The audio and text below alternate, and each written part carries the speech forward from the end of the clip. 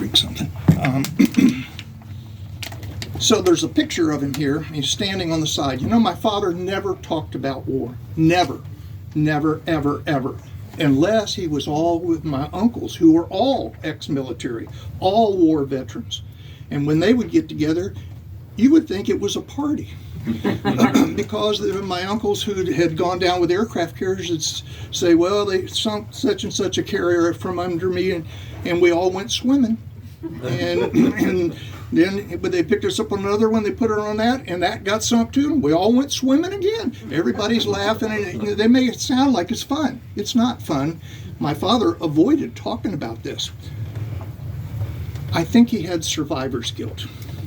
Here's a guy operating a video game, and there's no reset on this video game. If you screw it up, bad things are going to happen, and it did. Nobody blamed him. I mean, knocking down 5 out of 6 was pretty darn good.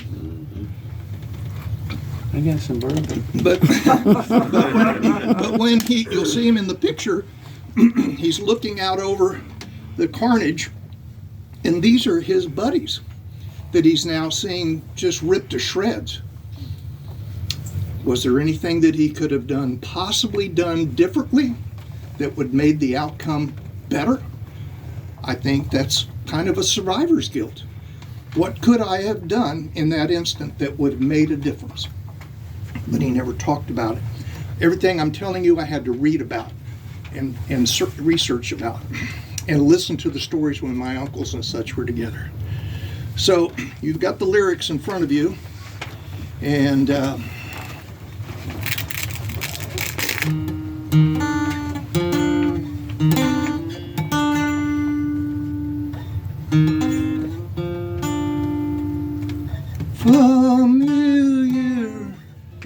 familiar faces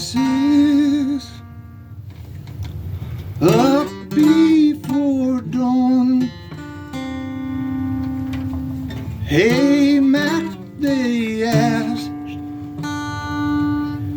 where did you come from?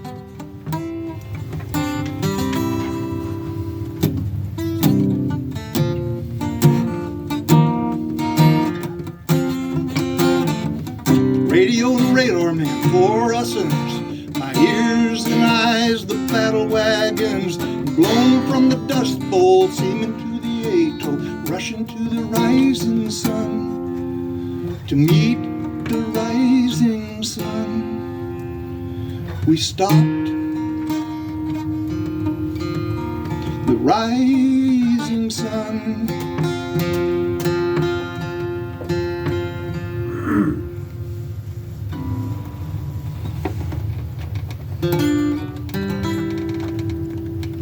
Okay, so the war's over, and they're headed home, but they can't go through the Panama Canal to get back to Philadelphia. The ship's too big. It won't fit in the Panama Canal. So they have to go around South Africa and all the way up through the Atlantic to get to Philadelphia. It takes a while. And the most amazing thing happened along the way. Everybody's elated. The war's over. They're sharing great stories about, you know, this and that, and they're in Singapore and the Ceylon and South Africa, and they're stopping in, and these are British ports also, and so they're interacting with a bunch of British officers, and the most amazing thing is said in a big room full of people. Everybody's drinking and having a good time, and the British officer says, it won't be any time at all until the world hates your country as much as they hate us. What? That is just out of sync, but it stuck, and it rang true, or at least true enough that it's created a big doubt, like what's getting ready to happen. He thought about that.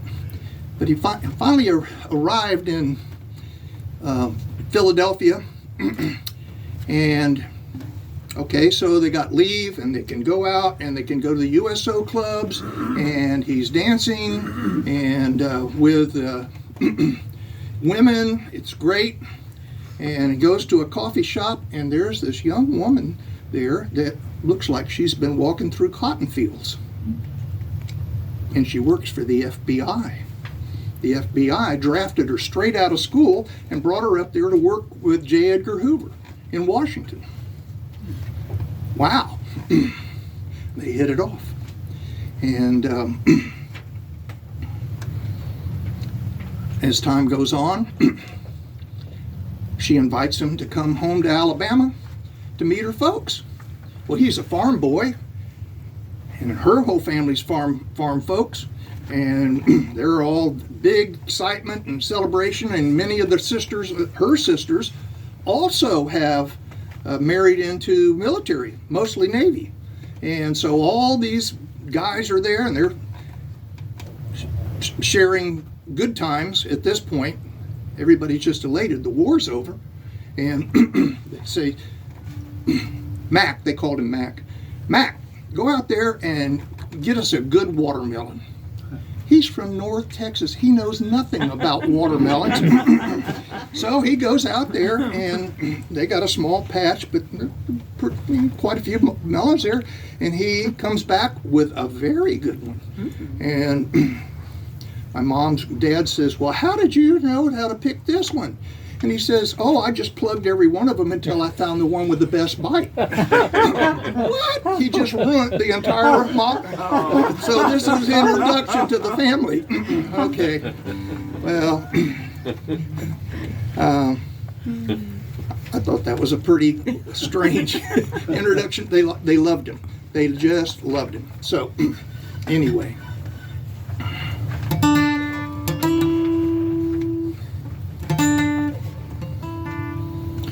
Familiar faces up before dawn. Hey, Mac, they inquire. What's Sputnik doing?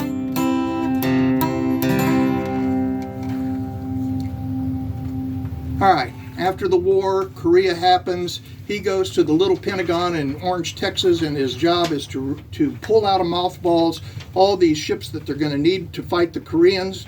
And so he's spending his time there.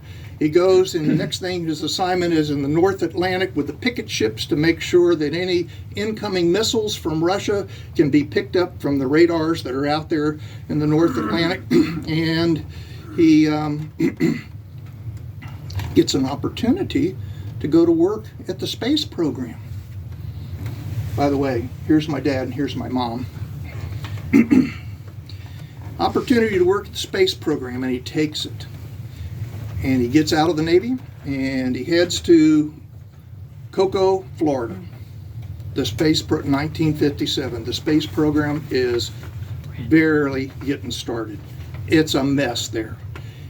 And for the next 20 years, it's a 200% growth rate.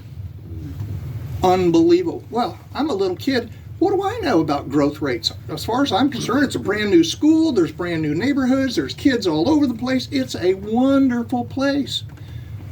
But there were things going on. And by soon, there was this thing called Sputnik, which was about the size of a basketball, but it terrified the Americans, and the space program was way behind the Russians and stayed that way all the way up basically until the moonshot. The Russians were in front of us on every stage of the game by a lot. All right. Let's see if I forgot something here so far. I think that's all I need to say.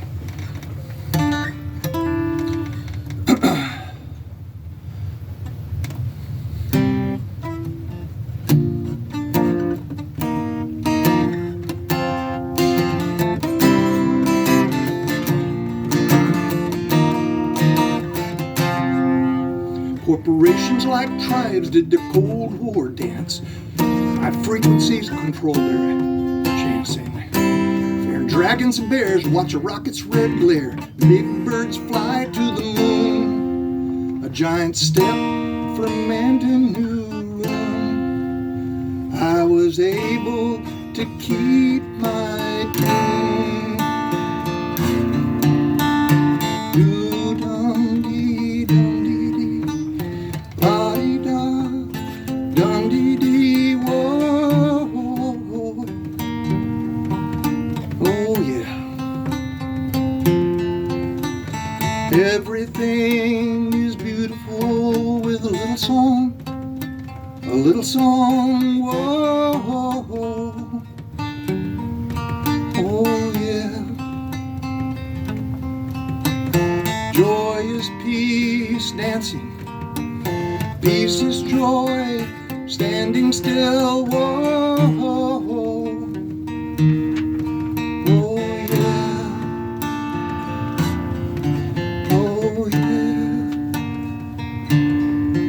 Oh yeah.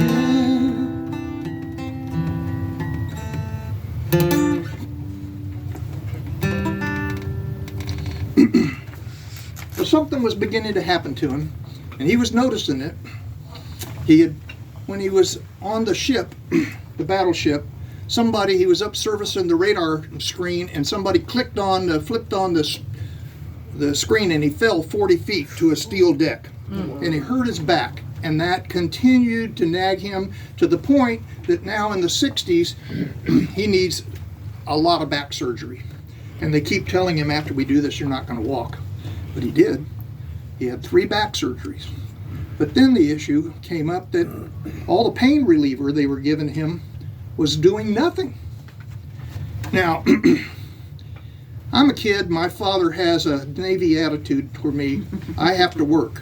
I'm either painting the house, I'm scraping something down, I've got chores constantly to do, which I hated at the time. I absolutely hated it, and all my friends are playing out on the streets and they're whooping it up and such, and I'm resenting that. Now, years later, my friends tell me, your dad was great. We envied you. We wanted to do something with our dad. Well, I didn't see it that way at the time, but I do now. So, they gave him the maximum amount of pain reliever, and it was doing nothing. Now, my father didn't complain, but I did. I complained about all the chores and all the things that I had to do, and I would grump, and he would just look at me and he said, you know, some people lose their lives and never say a word. Whoa. Well, I stopped complaining because I'm studying war, and I'm realizing he's seen all this horrible crap, and he's not complaining, and he's in tremendous pain, and he never whined, he never moaned, he never, unless my mom told me he's in tremendous pain and the pain reliever isn't relieving it. So they found out why. A simple blood test told him why. He was about 53 years old, early 50s. He had leukemia. Leukemia. Nobody else in his family had leukemia. Why would that happen? Well, when you stand in front, okay, how many people in this room have a microwave oven? Oh yeah, we do, and we use it. The microwave oven was a complete accident that they discovered it. It was not intentional. So the scientist and his team that was working in an air-conditioned building, working on the radar units, had chocolate bars in their pockets, and it melted. How did that happen? And they started looking into it and realized the microwave is cooking stuff. The radar is cooking stuff. So all these guys that had been on these radar units, standing in front of the hot radars, which means they were on, they were getting cooked the whole time. They didn't know they were getting cooked. It was a big surprise when they announced it to them. But he's got some kind of rare leukemia, but the doctor says, it's good. What you got is really good. You got at least 10 years. Well, that's an interesting thing to hear when you're in your early 50s and you can be living maybe just a little over 60. He didn't complain. He didn't grump. He continued on to work. So he worked for a company which is, if you'll notice, the first verse is radio, the second verse is corporation, the third verse is America. RCA. Okay? They were the subcontractors for the space program. He worked with them for over 30 years. Okay? Now, during that time, I saw, and he was a part of everything from Alan Shepard and the Redstones all the way through this Atlas rocket here, which, by the way, there are parts of its skin because it blew up. And he got the skin and we framed the picture with it, all the way through, well, the Saturn rocket, which you don't see pictured here, and then the shuttles.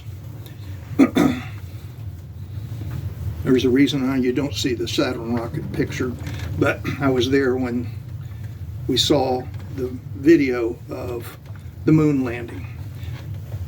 Radio and radar man, they know all the stuff that's going on in this field of the radar. Let's say there wasn't a high level of confidence that some of the spacecraft made it through the Van Allen belt. But did he say that? No. A weird thing he did say, and this was quite by accident, I'm at home, and he doesn't know I'm at home, and I'm in the back room, and suddenly there's an emergency meeting in the living room. And in that emergency meeting, there are guys on my block that do various components, high-speed videography, all that kind of stuff, and an anomaly had happened that day, and that anomaly was a Minuteman rocket had fired off, and that's the fastest rocket we had at the time, and was intercepted shortly thereafter at a 90-degree angle at speeds from a contraption that nobody had an explanation for, and it freaked all those men out because they had to write a report. And the last thing they wanted to put in that report, that it was an unidentified flying object. That would be the end of your career. Nobody wanted to sit. So they're in the living room, and they're all deciding, how are we going to report this without calling it a UFO? We don't want to put that into anybody's report. It's on the videos. It's on the radar. We got all this information. He was very upset when he realized I was home and heard all this. And let me say, don't talk about this until after I'm dead.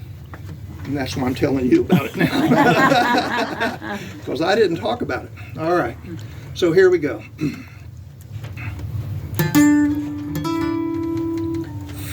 Familiar faces up before dawn. Hey, Mac, they cried out, hum one more tune.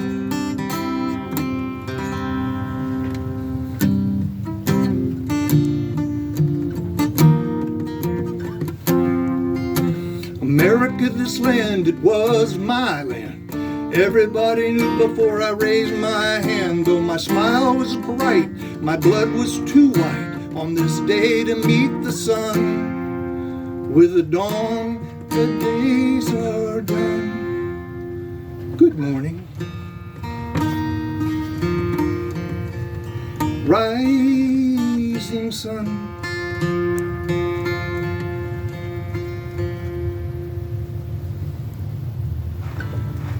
Doomed.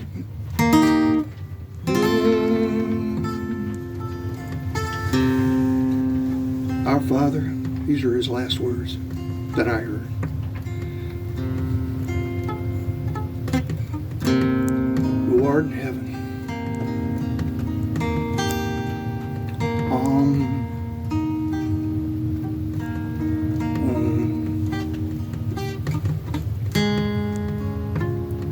None, hallowed be thy name.